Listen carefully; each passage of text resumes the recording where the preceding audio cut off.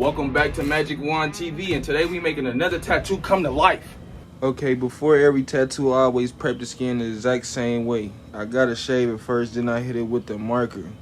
That's really me just like making sure I know where I want to put the stencil at, you get what I'm saying? Today's client wanted a full black engraved Reaper sleeve. It's really something I ain't never seen before. I'm always doing the same exact tats, for real. Like in my head, I always want to do something different, but look, that's the design right there. When I was doing this design, I was already thinking in my head that I was gonna have to draw the background because bro arm is bigger than what I thought it was. And I was using that paper towel to spread the stencil. That's a trick that a lot of people don't know, so that's a real insider, and people won't show you that. Always peel the stencil slow. That way you can back it up and hit it again if it missed. Now I'm drawing in the background. I really don't know how I want to do it, but I'm thinking in my head like I want it to flow. Whatever it is, I want it to flow with the rest of it. And I know I'm gonna do the skeletons all black, and I'm gonna do the background gray. This is a couple things that's running through my mind as I'm looking through the design, because back and forth with the reference, I still don't want to make exactly what bro sent me. You feel me? I want to make it original. You get what I'm saying? And anytime I tattoo somebody, I want to fill up the whole skin. That way nobody can tattoo next to me. Somebody told me that. I always thought about that. That's the reference to the left. And this is what I drew. Drew the background on him, you feel me? You see how it's flowing? You feel me? Boom. I didn't record the line then. It was so quick, like, you see it's crispy. It was so quick. I used a 5 round liner. I used that because it's something that it's next to the 7. It's a little smaller than a 7, and to still get it done. You can pause that to see what needles that I use. I like the 5 round liner. It always it's an all around for me type, and it's a smaller design. It's a smaller design, and I need a fine point. Right now, I'm drawing in the red eyes. I thought I was gonna do the red last, but I'm like, you gotta get a red time to sit on the skin. That way, when you take the picture, it'll look more darker. If you do it at the end, it's gonna be a lot lighter because it hasn't had that much time to sit in the skin.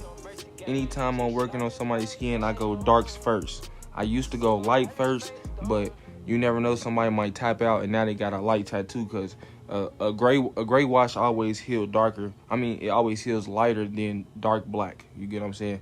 So I go in, I lay the blacks first. That's the first thing I do in any tattoo. I lay the black and I do the line. I try not to line too much, but I still got some growing to do in that area.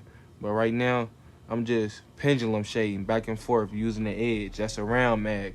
You can only use round mags to do them type of techniques. You get what I'm saying? If you use a M1, it wouldn't be a balanced edge. It'd be like jagged, rigid. You feel me? That's used to make texture. This is used to be smooth. You get what I'm saying? So as I'm moving through the tattoo, I'm looking at the stencil, but I'm still doing things that's based off my mind and what I'm thinking.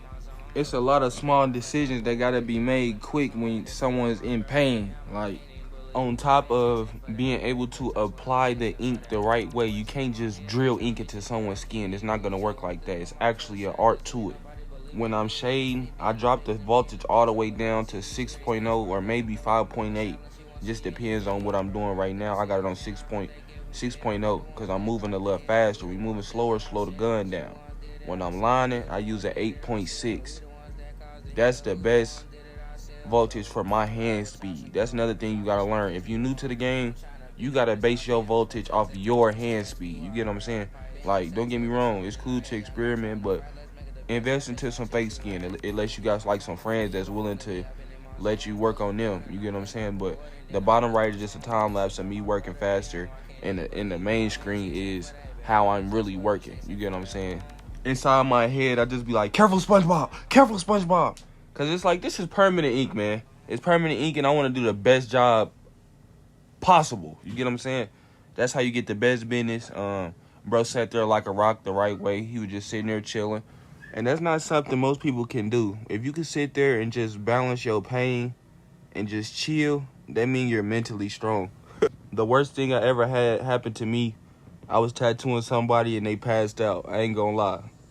Comment below if you want this story time. Crazy story. I really got a lot of crazy stories, but that's by far the crazy. Towards the end, every time I wipe, I'm checking the contrast.